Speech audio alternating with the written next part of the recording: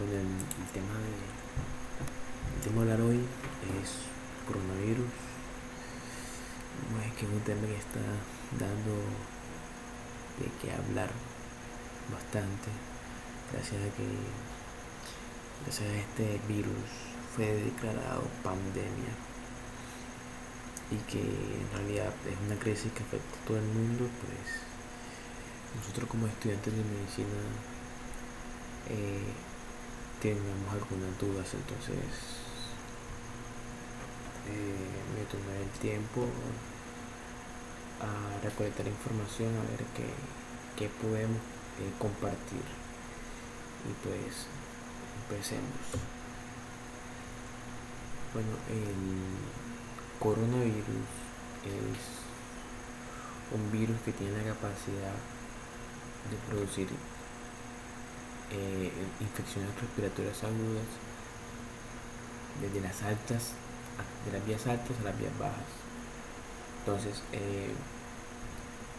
vemos que viene de la familia Coronaviridae, del orden nidoviral. Se denomina nidoviral porque tiene la capacidad, al momento de la replicación, formar un nido, un conjunto de ARN en el citoplasma y replicarse. De la subfamilia Orthocoronaviridae, y que se divide en 4 géneros: alfa, beta, gamma y delta. El alfa y el beta son los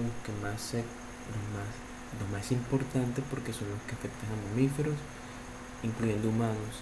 El gamma y el delta se encuentran más que todos en aves y bovinos. Bueno, el beta se encuentra, es el reservorio que tiene más virus. El animal que tiene más virus, que funciona como mayor reservorio, es el murciélago. Bueno, entonces vemos que se habla de muchas conspiraciones, de que el virus fue creado en un laboratorio. Bueno, eso no se sabe, en fin. Pero veamos un poco la historia del virus, de dónde viene. El Human Coronavirus, el OC43, y el Human Coronavirus 22.9, siendo el primero un género beta y el segundo un alfa, tenían la capacidad, que fue descubierto en la década 60 del siglo XX, producían solamente cuadros gripales, un resfriado común. Pero posterior al pasar los años, el SARS coronavirus, otra cepa, se descubrió en 2002 en Cantón, China. Tuvo la capacidad de infectar 8.998 personas y matar 734, con una mortalidad del 9.6%. Vino otra cepa, el Human Coronavirus NL63, un alfa coronavirus en Países Bajos. En el 2013 se descubrió y que tuvo la capacidad de infectar 8.422 y matar 906 personas, con una mortalidad del 9.1%. Luego, en 2005, pues se descubrió otra cepa, que fue el Human Coronavirus HKU1, que produjo casos leves en niños, y en adultos los síndromes de dificultad respiratoria fueron pocos. En niños lo máximo que produjo fue bronquiolitis, y pues como vemos, las bronquiolitis son manejables desde un punto de vista clínico, y pues la tasa de mortalidad por bronquiolitis literal pues son bajas.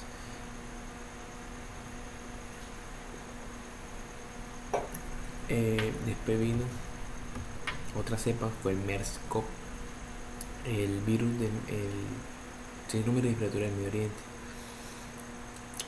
Gracias a este coronavirus se presentaron 157 casos y mató a 66 personas, o sea, prácticamente acercándose casi un poquito a la mitad del 100% de la mortalidad, o sea, una mortalidad del 40%, o sea, casi la mitad.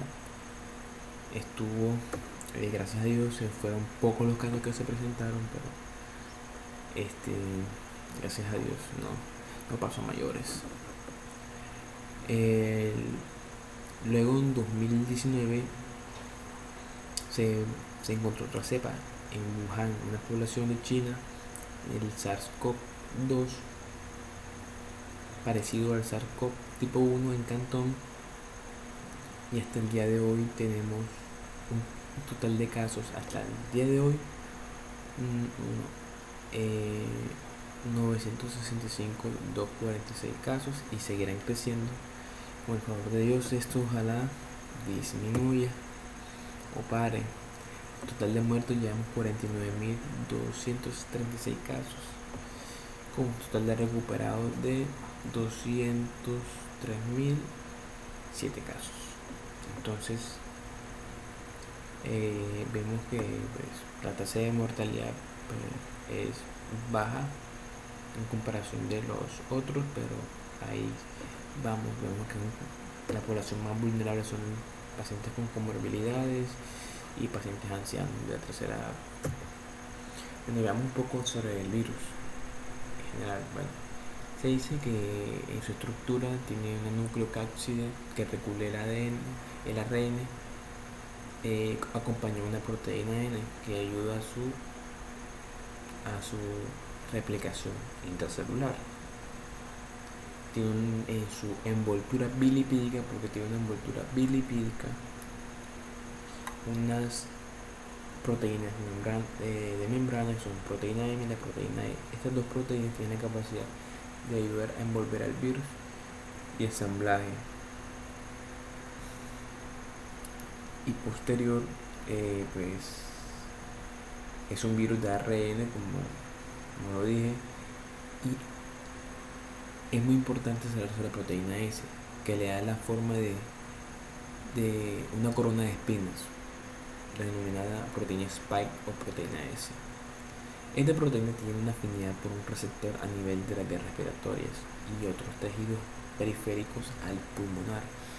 Ejemplo, tenemos este receptor que se llama la enzima convertidora de angiotensina tipo 2. No nos confundamos con la ECA, que se encuentra también en el pulmón, pero no es esta enzima. Más adelante explicaré sobre las funciones que tiene cada una, pero tiene afinidad especialmente por la ECA tipo 2. Entonces, el virus se caracteriza por ser un virus medianamente grande.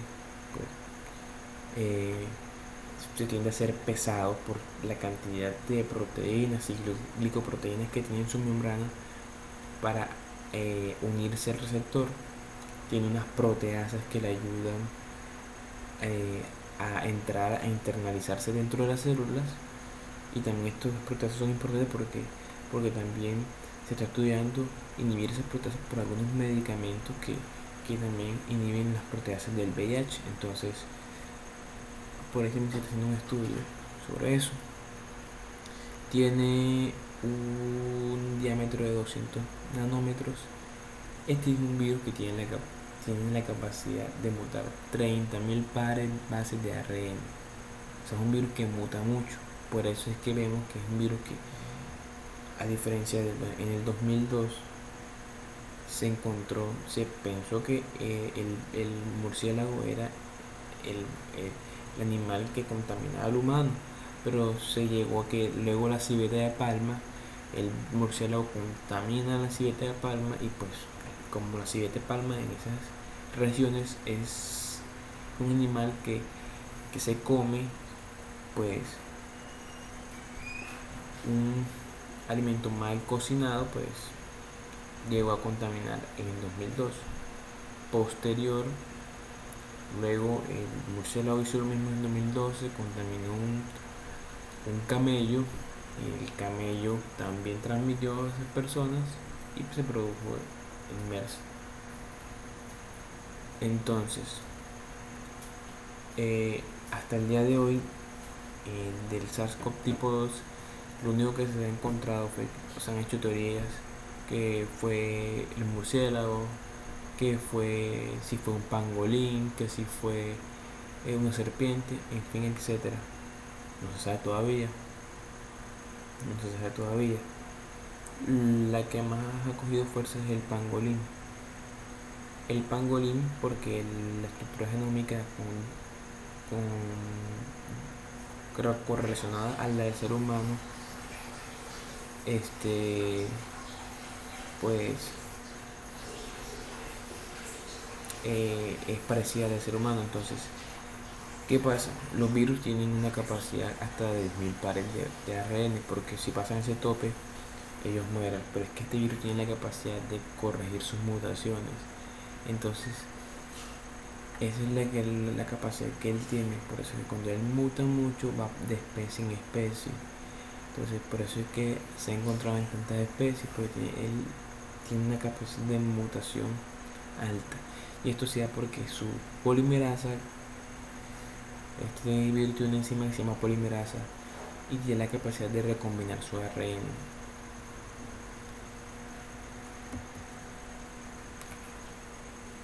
Entonces, entonces vamos a hablar sobre cómo entra la célula. Entonces, el virus tiene un receptor. El virus tiene un receptor que se llama proteína S, un receptor spike, que se une a la ECA tipo 2. Esto funciona como llave para que en la membrana celular internalice el virus. Lo internaliza. Posterior, él suelta su componente de membrana lipídica con sus glicoproteínas y toda la cuestión. Entonces, como es un virus de ARN, no tiene necesidad de entrar a su núcleo, sino llega al citoplasma donde están los ribosomas, que es donde él va a empezar a sintetizar proteínas con recursos de la célula para su envoltura, para su membrana lipídica. Se replican varios virus, se infecta la célula y pues cuando ya la célula no da abasto, pues son muchos virus que se liberan y después obviamente la célula se daña. Entonces vemos que es un daño directo del virus a la célula que produce. Entonces, no solamente el virus tiene la capacidad de producir infecciones respiratorias, porque también Bohemos ha descrito que la ECA tipo 2 se encuentra en el riñón, corazón, testículos, hígado, sistema nervioso central, placenta, enterocitos. Hasta el día de hoy solamente se han descrito complicaciones: riñón, corazón y hígado también, sistema nervioso central y los enterocitos. Hasta ahora no se han encontrado estudios o en pacientes embarazadas que han tenido coronavirus que tengan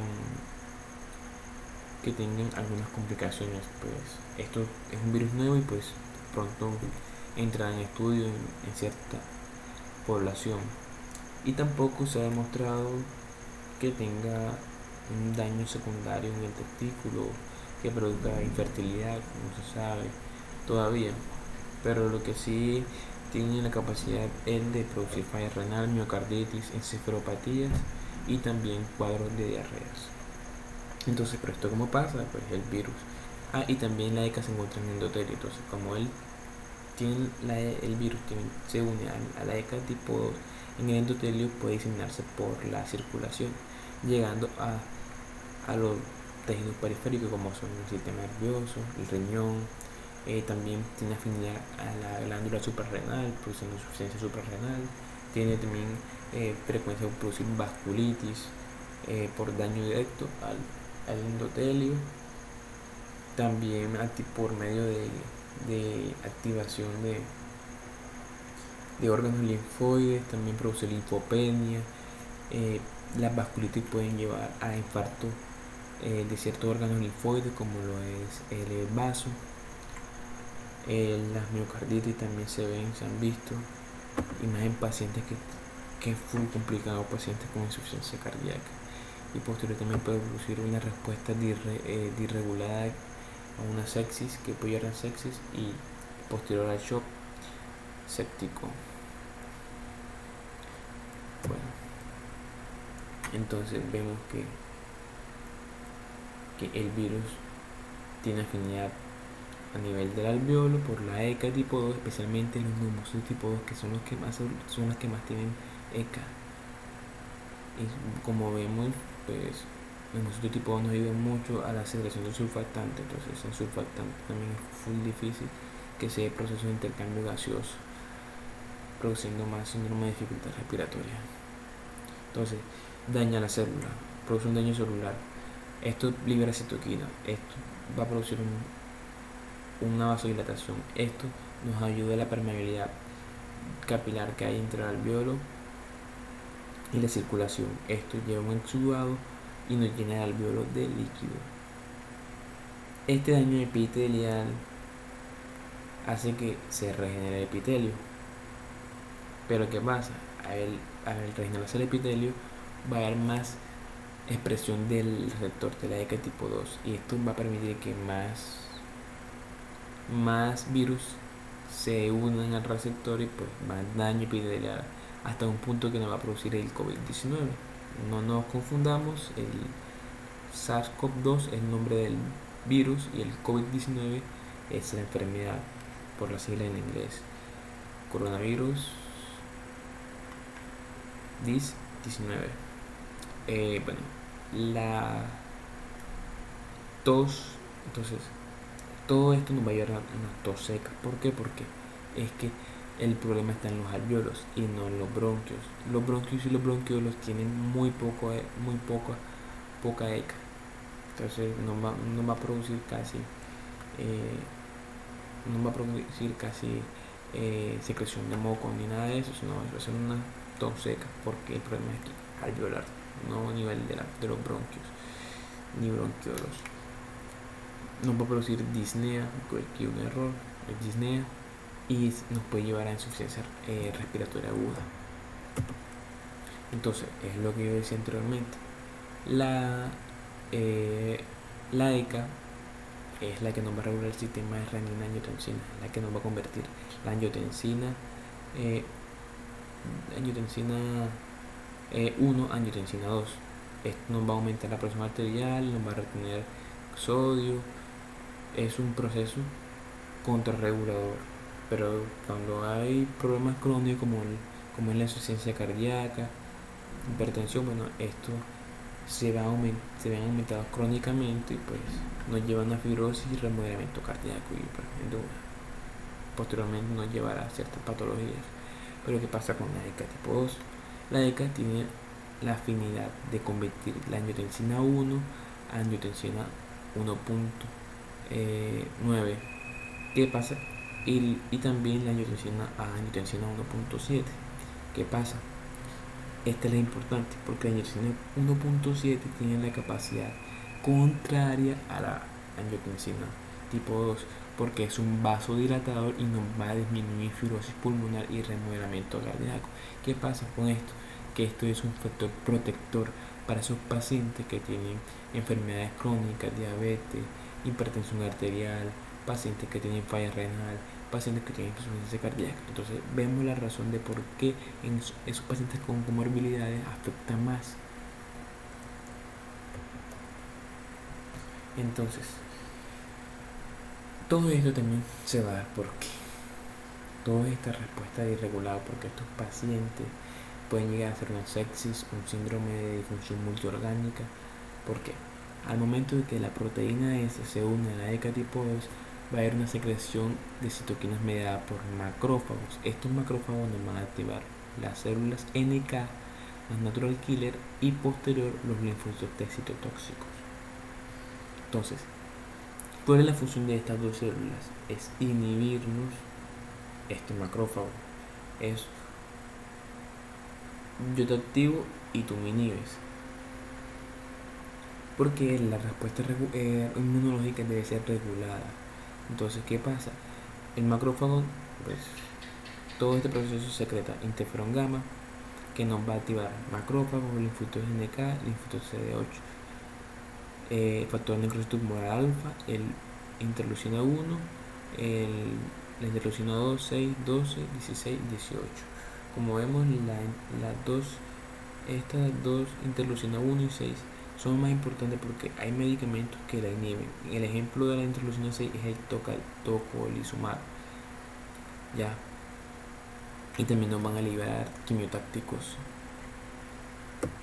sustancias quimiotácticas. Bueno, entonces, ¿qué va a pasar? Las células natural killer por naturaleza, ellas tienen dos receptores, un receptor que las inhibe y un receptor que las estimula. Eso se llama Toll-like receptor. Estos Toll-like receptor, cuando hay una célula sana, ellos cuando tienen su complejo mayor de histocompatibilidad es porque la célula está sana, entonces la inhibe la célula. Pero cuando una célula está dañada, su complejo mayor de histocompatibilidad no está. Entonces, al no haber quien le inhiba, sino que nada más hay un receptor que se une a natural killer, este se activa y empieza a inducir una secreción de perforinas y grancinas que nos van a dañar la célula. También va a pasar con el linfocitos citotóxico, que nos va a reconocer el antígeno de complejo mayor de histocompatibilidad tipo 1. Esto no, si este no está, pues no va a inducir la apoptosis y la lisis de la célula dañada. Y también va a inhibir, bueno, estas dos inhiben los macrófagos.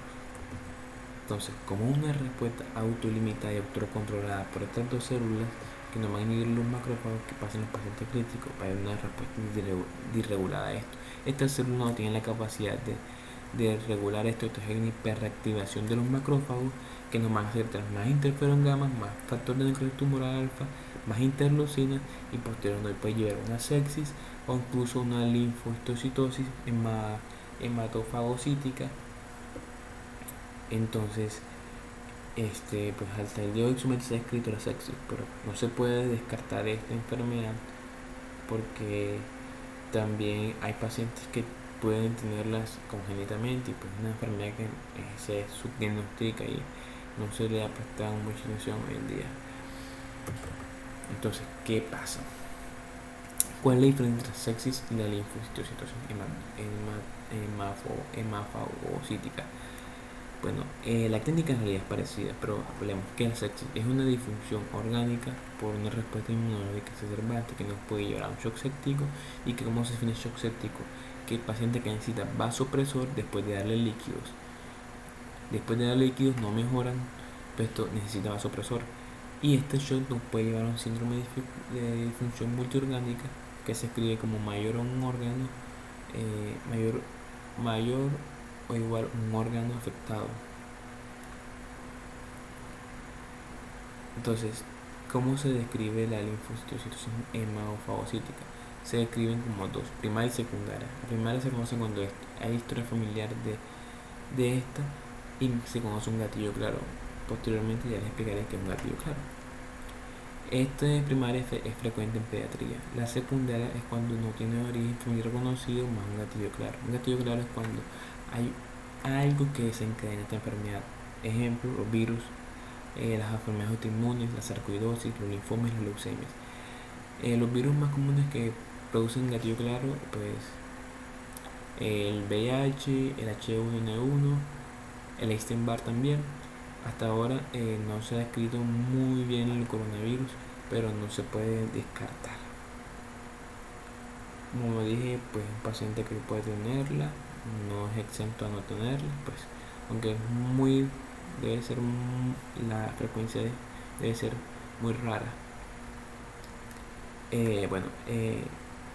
Pero ¿cómo diferencia entre una y otra? Si la clínica es parecida, pues. Y esta patología, la linfocitosis, la ferritina puede aumentar mayor a 500, pero puede pasarlo mayor a 50.000. La sepsis no. La sepsis no aumenta mayor a 50.000. Puede aumentar los triglicéridos, aumenta la LDH, aumenta el hepatoesplenomegalia, como le dije, una respuesta irregular donde el macrófago va a llevar cualquier tipo de célula, linfocito, neutrófilo, se lleva eritrocito, entonces por eso también se reconoce el nombre como hemafagocítica. Y también por un score, que es una calculadora que aquí se las dejo, y está el link donde escribe unos parámetros y más o menos deben tener un score mayor a 160. Pero ahí más o menos la calculadora te va diciendo. Bueno, entonces, ¿cuáles son los factores de riesgo del COVID? Pues pacientes mayores de 60 años. ¿Por qué? Porque se dice que estos pacientes tienden a tener, y los pacientes con comorbilidades tienden a tener más expresión de esta de esta ECA. Como vemos, mayor de 60 años, la función cardíaca va disminuyendo, la circulatoria, lo endotelio se va fibrosando. Entonces, pues, como mecanismo compensatorio, los mayores de 60 años se expresan más la ECA tipo 2 y por eso estos pacientes son más vulnerables. Enfermedad pulmonar, pacientes son también más vulnerables, pacientes con asma, EPOC, fibrosis pulmonar. Las enfermedades crónicas como hipertensión, diabetes, insuficiencia renal. Los pacientes fumadores también son vulnerables. Y el cáncer, los pacientes inmunosuprimidos, ya sean por VIH o que estén en tratamiento de inmunosupresión, y los pacientes con malnutrición. Esto es muy importante porque aunque en los niños se dice que la enfermedad es leve en ellos, pues en nuestro medio, pues en nuestro país, la tasa de malnutrición siempre es considerable. Entonces tampoco se puede descuidar a estos niños. Bueno, esto más que todo, bueno, como dije anteriormente, aumenta la ECA, pero estos pacientes se afectan más por el aumento de la ECA. ¿Cuáles son los síntomas del COVID? Se cree que el síntoma más frecuente es la fiebre, acompañado de la tos seca. Ya puntualmente los síntomas menos frecuentes son disnea, cefalea, mialgia, diarrea, la anosmia y la disgeusia. La anosmia se describe pues se piensa que el coronavirus, al entrar por vía respiratoria, tiene capacidad de penetrar por vía transneuronal a nivel del bulbo olfatorio y producir un daño a nivel del bulbo, y por eso producir anomia. Pero también, además de producir penetrar el bulbo olfatorio, también puede llegar al centro olfatorio y producir encefalopatía. Entonces, como vemos también, estos pacientes con anomia, pensar de que estos pacientes pueden llegar a hacer una encefalopatía. Los pacientes leves tienden a tener fiebre menor de 38, fiebre que se resuelve sola, no hay disnea como comorbilidad ni factores de riesgo. La disnea tiene a aparecer de 5 a 10 días de la enfermedad, y los síndromes de dificultad respiratoria de 8 a 14 días.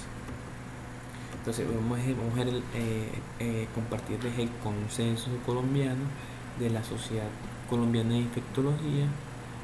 Pues les estuve leyendo y está muy resumida y muy concisa. Entonces, ¿cuándo se define un caso sospechoso? Para personas sintomáticas, cuando la persona tiene dos o más síntomas, como son tos, dificultad respiratoria, odinofagia, fatiga o adinamia, con presencia o no fiebre mayor o igual a 38 grados, asociado con, esto es muy importante, porque estos pacientes, para sospecharles, deben tener estos criterios: un contacto con alguna persona que tenga sospecha o confirmación de COVID, o que resida o haya viajado en un área con presencia de 2 casos terciarios de infección en los 14 días previos al inicio de los síntomas, o un paciente con imágenes pulmonares con vidrio esmerilado periférico o consolidaciones bilaterales, o un paciente con empeoramiento de la sintomatología respiratoria, una persistencia mayor a 8 días desde el inicio de los síntomas. Los pacientes asintomáticos, se debe sospechar cuando hay tenido un contacto muy estrecho con un caso confirmado en los últimos 14 días. ¿Cuándo se define un caso probable? Bueno, todo caso probable se define cuando hay un cuadro clínico sospechoso o asintomático asociado a una prueba rápida positiva o una reacción en cadena polimerasa no concluyente. Y cuando confirmamos, cuando la prueba el paciente es asintomático o un cuadro clínico sospechoso y que la prueba da positiva, se puede decir que el paciente confirmado. Entonces, vamos a hacer unas preguntas. ¿Cuándo el paciente debe solicitar servicios médicos? El paciente, hay unas vías telefónicas, creo que en cada departamento hay unas vías telefónicas que pueden llamar y anunciar decir cuando se sienta mal, que se sientan con síntomas. Entonces hay una vía telefónica de enfermería o un técnico en atención prehospitalaria con entrenamiento en COVID. Se aplica el cuestionario que ellos tienen y un nexo epidemiológico. Si el paciente está dudoso, asintomático y sin nexo epidemiológico, el paciente se debe educar. Si el paciente tiene un síntoma o tiene un nexo epidemiológico, este paciente se debe hacer teleasistencia. Preguntar si hay síntomas.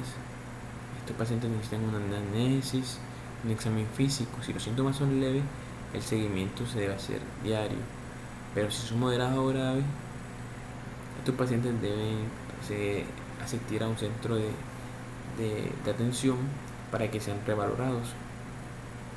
Estos pacientes necesitan una revaloración diaria para ver cómo dan los síntomas, porque de pronto un día está leve, pero otro día puede empeorar. Si el paciente está asintomático y si el nexo epidemiológico es o no un contacto estrecho, entonces si el contacto es estrecho, el paciente debe tomar unas medidas. Hay que aislarlo por 14 días, tomar la temperatura diaria y buscar siempre síntomas respiratorios o gastrointestinales. Obvio, porque hay pacientes que también pueden presentar diarrea y no puede descartar la enfermedad. Y si no es un contacto estrecho, el paciente se hacen unas recomendaciones y se educa. Bueno, ¿qué pacientes se pueden, o sea, qué elementos tenemos nosotros para decir que puede tener una gravedad mayor? Pues un paciente mayor a 60 años, tabaquismo, con comorbilidades graves, un examen físico con fiebre de ingreso e insuficiencia respiratoria, y unos paraclínicos que deben tener alteraciones imagenológicas. Puede tener un dímero D elevado, o que este dímero D es excelente para el pronóstico. Se ha hablado mucho de este dímero D para pronosticar esta enfermedad. La linfopenia también, el score de SOFA para sepsis y mayor a 6 en este paciente está comprometido, y una PCR elevada, una proteína se reactiva, no el examen de diagnóstico, sino una PCR elevada. Entonces se estadifican, el consenso colombiano nos estadifica unas 6 clasificaciones. Una enfermedad no complicada que presenta síntomas locales de vía respiratoria, o un paciente que está sintomático y que puede tener síntomas inespecíficos como fiebre, dolor muscular y síntomas típicos en ancianos. Una neumonía leve nos confirma la radiografía con vidrio esmerilado, con lesiones. Entonces, si no hay signos de gravedad, pues este paciente tiene una saturación mayor a 93, pues, y una escala de curso 65, como la Sociedad de Infectología anteriormente en el tema de neumonía, pues nos hace expresar.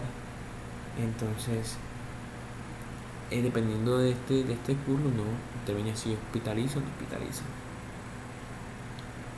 La neumonía grave ya es un paciente que tiene una sospecha de infección respiratoria, una falla de órgano, una saturación menor del 90%, un paciente taquineico mayor de 30 respiraciones por minuto. Este paciente tiene una neumonía grave. Ya cuando hablamos de síndrome de dificultad respiratoria, se debe hacer por parámetros gasométricos con un índice de Gurbio, o sea, una presión parcial de oxígeno en relación a una fracción inspirada de oxígeno. Se habla entre 200 y 300, no menor a estos parámetros. Ya va a disminuir si es leve, moderado o grave. Si no tenemos una presión parcial de oxígeno, se puede hacer una saturación, relación FiO2. Ya cuando el paciente está séptico, tiene un score mayor a 2 puntos, con las siguientes variables: GLAGU de 13 o inferior a presión sistólica de 100 o inferior, una frecuencia respiratoria de 22 o superior a esta, y una insuficiencia orgánica que puede manifestarse como estado funcional agudo, insuficiencia respiratoria, una reducción del volumen de diuresis, paciente oligúrico, taquicardia, coagulopatía, acidosis metabólica, elevación del lactato. Ojo que el lactato también es un pronosticador excelente para sepsis. y un paciente con shock séptico, y ya con un paciente que necesita vasopresores después de darle líquido y los líquidos no funcionan para resucitar, y estos pacientes necesitan vasopresores para mantener una presión arterial media mayor a 65 y un lactato mayor a 2 en ausencia de hipovolemia. ¿Cuáles son las complicaciones que pueden presentar estos pacientes? Síndrome de dificultad respiratoria, falla renal aguda, lesión miocárdica y encefalopatía. Esas son las 4 complicaciones que actualmente se están hablando mucho, que se han presentado. ¿Cuáles son los factores de riesgo? Ya los hablamos: edad avanzada, diabetes, enfermedad cardiovascular, EPOC, hipertensión, cáncer, un lactato aumentado, una linfopenia, una proteína reactiva y un dímero D elevado, mayor a 1 microgramos por mililitro. Estos pacientes que tienen esto se recomienda priorizar la atención. ¿Qué pruebas tenemos? Bueno, actualmente se ha hecho mucho es la PCR por transcriptasa. ¿Qué muestra se toma? Se puede tomar aspirado traqueal, nasofaringeo o orofaringeo, o un hisopado nasofaringeo o orofaringeo. No se recomienda el esputo porque nos aumenta el riesgo de aerosol y pues infectar al personal de salud. ¿Qué apoyo, qué complementarios tenemos? Tenemos un hemograma que nos puede mostrar una linfopenia menor de 800, una neutrofilia mayor de 10.000, unas plaquetas menor de 150.000 y una LDH mayor de 350. Estos parámetros, el hemograma y el LDH, cualquiera de estos dos nos puede dar criterio para hospitalizar a estos pacientes, y más si tienen factores de riesgo. También tenemos los gases arteriales, el índice de oxigenación, y tenemos los scores, que puede ser el CRUZ 65 y el SOFA para sepsis. Esto se hace de ingreso para evaluar la gravedad y la dificultad para respirar al paciente. Se puede mandar un hemocultivo siempre y cuando el paciente tiene una neumonía grave, sepsis o está choqueado, o tú sospechas una coinfección bacteriana.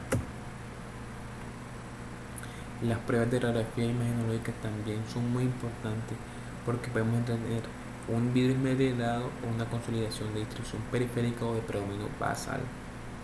Aquí tenemos un vidrio esmerilado y acá tenemos una consolidación bilateral. Entonces esto nos puede sugerir un diagnóstico de COVID-19, más el nexo epidemiológico también es muy importante. Todo paciente que tenga sospecha de COVID o dificultad respiratoria se recomienda hacer una radiografía de tórax. El TAC siempre se recomienda cuando el paciente presente una enfermedad severa, cuando haya sospecha de neumonía por COVID y muestre la radiografía de tórax normal, y algunas extracciones radiológicas inespecíficas que quizás necesitamos un TAC para descartar otra enfermedad o otra cosa que tenga el paciente. Bueno, cuando están indicadas las pruebas diagnósticas invasivas. Bueno, el mini lavado bronquial y el aspirado traqueal es así, con sistema cerrado, es lo que más se maneja de estas pruebas invasivas. No se sugiere usar broncoscopia y solo se puede usar cuando el paciente las pruebas no sean concluyentes y se sospecha un diagnóstico también alternativo, y que esto nos permita modificar la conducta del paciente. Entonces tenemos acá un algoritmo que nos muestra la sociedad, que es muy bueno. Si el caso sospechoso y es sintomático, pues tú le haces una prueba, una PCR. Si sale negativa y tienes una sospecha, el paciente está altamente sospechoso, pues la repite a las 48 horas. Si esto sale positiva, se confirma, y si sale negativa, se descarta. Si la prueba de PCR sale negativa inmediatamente, tú enseguida caso confirmado. Cuando las pruebas no son concluyentes y el caso es probable, pues si los síntomas son leves, pues se hace un aislamiento domiciliario 14 días. Y si son moderados, se repite a las 48 horas. Si sale positivo, se confirma. Si son negativos, se descarta la patología. También se habla de una prueba rápida que se hace por pruebas de inmunoglobulinas G y M. Pues esta prueba no es muy específica porque se elevan, demoran 10 para elevarse. Entonces si salen negativas, igual se tiene que hacer la PCR y el mismo manejo que se les dije anteriormente. Si es positiva, igual se hace, tú puedes sospechar de un caso probable. Si son síntomas leves, pues aislamiento y lo mismo acá. Esto más que todo en este paciente es para disminuir, o sea, estos pacientes más que todo para no saturar tanto las pruebas de PCR, porque como sabemos actualmente, pues, los laboratorios para PCR acá en Colombia son disminuidos, hay pocos. Se están adecuando aún no están funcionando, se están adecuando los laboratorios para esta enfermedad, porque igual los laboratorios que se tienen acá no son laboratorios para entrar en función por un virus tan contagioso. Y los pacientes que no tengan síntomas, pues se hace un seguimiento ambulatorio y pues se educan y se hacen las recomendaciones necesarias. Cuando el caso es sospechoso, confirmados, si los síntomas son leves y no hay factores de riesgo, pues se da una salida. Si hay un factor de riesgo, si son una LDH, un hemograma, una radiofrecuencia y estas salen anormales, pues se hospitaliza. Si no, pues se da salida. Si es sintomático y hay extracción de los signos vitales, se hospitaliza. Si manda LDH, hemograma, las transaminasas son muy importantes, la bilirrubina, la creatinina, el BUN, la troponina, están para evaluar el daño cardíaco, dímero de electrocardiograma, gases arteriales y radiografías de tórax y TAC de tórax. Los síntomas, si hay síntomas y hipotensión y requiere vasoactivo, está en falla ventilatoria que necesita un ventilador, el paciente introduce enseguida y se hacen todas las pruebas que anteriormente hablé, y también se hace una PCR múltiplex anidada. Si la sospecha o la confirmación, ¿cuál es el manejo de estos pacientes con sospecha o confirmación de SARS? Se inicia un tratamiento. Si hay una respuesta adecuada, completar el tratamiento. Si no, hay que ampliar estudios, hay que hacer TAC, hay que hacer hemocultivos, y si no mejora o no se identifica la causa, se hace la broncoscopia. ¿Cuál es el manejo de estos pacientes? El manejo de estos pacientes es conservador. Hasta ahora no hay un tratamiento adecuado para este virus, todo está en estudio, es un virus nuevo. Entonces, paracetamol.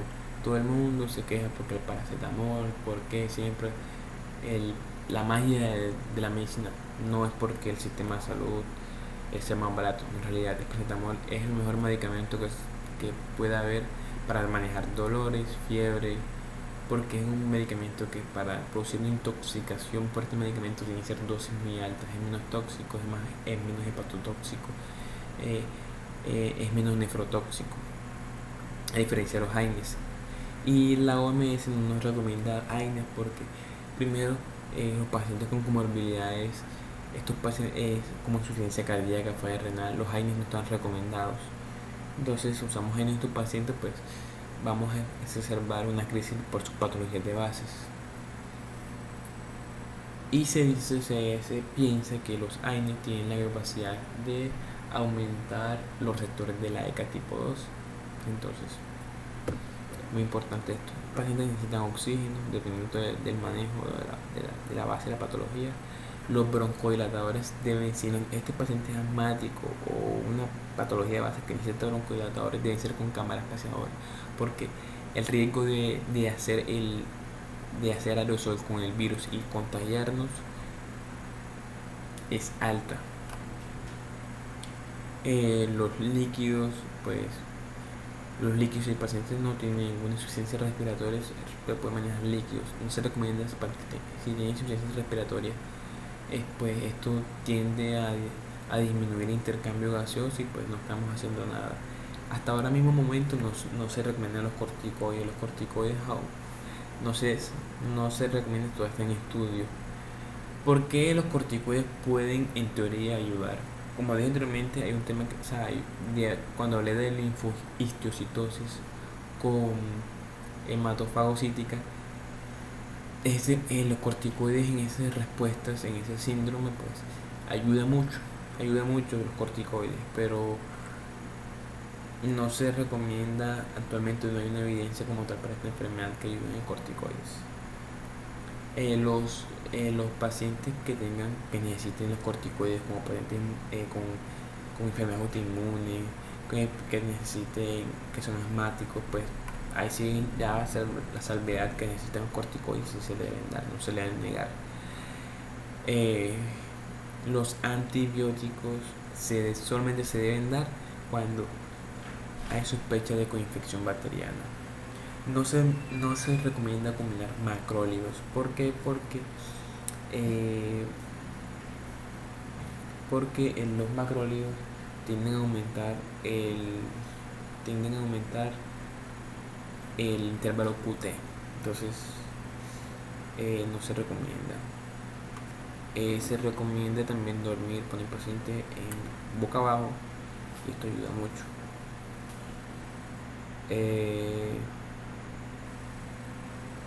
Los fármacos para esta enfermedad, hasta actualmente la Sociedad Colombiana pues nos recomienda 3, porque actualmente es lo que tenemos aquí en Colombia. Los otros medicamentos no los manejamos, no se manejan. Entonces tenemos el lopinavir y el ritonavir. Se pueden dar estas presentaciones en estas dosis. Tenemos la hidroxicloroquina y la cloroquina también. Todo esto está en estudio todavía, pues al parecer lo que más ha tomado revuelos es la hidroxi y la cloroquina. Aquí tenemos cuando el paciente tiene enfermedad complicada, el manejo sintomático y tener los signos de alarma. Cuando hay una neumonía leve, vigilancia clínica sin sospecha de coinfección bacteriana, inicia su antibiótico respectivo según el grupo que clasifica según la guía de neumonía. La neumonía grave, ya estos pacientes necesitan una terapia combinada con hidroxicloroquina o cloroquina, más lopinavir, ritonavir. Si se sospecha de coinfección, se empieza antibióticos según grupo y intubación orotraqueal si hay criterios de falla ventilatoria. Si ya el paciente si hay un síndrome de dificultad respiratoria, se empieza a hacer terapia combinada. Si se sospecha de coinfección bacteriana, se hace su antibiótico respectivo y ventilación protectora. Esto es importante, la ventilación protectora en estos pacientes. La ventilación protectora es ventilación controlada por volumen. La sepsis también se hace una terapia combinada y se da un antibiótico por el grupo de riesgo de neumonía. Y si hay un shock séptico, se da terapia combinada, antibiótico correspondiente y un soporte neotrópico vasopresor. El paciente necesita, ya le diste el líquido, no aumentó la frecuencia cardíaca, la presión arterial media, se da un soporte neotrópico vasopresor. Bueno, ¿cuáles son las estrategias de soporte ventilatorio y de oxigenación? Pacientes que tengan criterios clínicos de línea moderada grave con signo de trabajo respiratorio y uso de musculatura accesoria o movimiento abdominal paradójico, se le da oxigenación.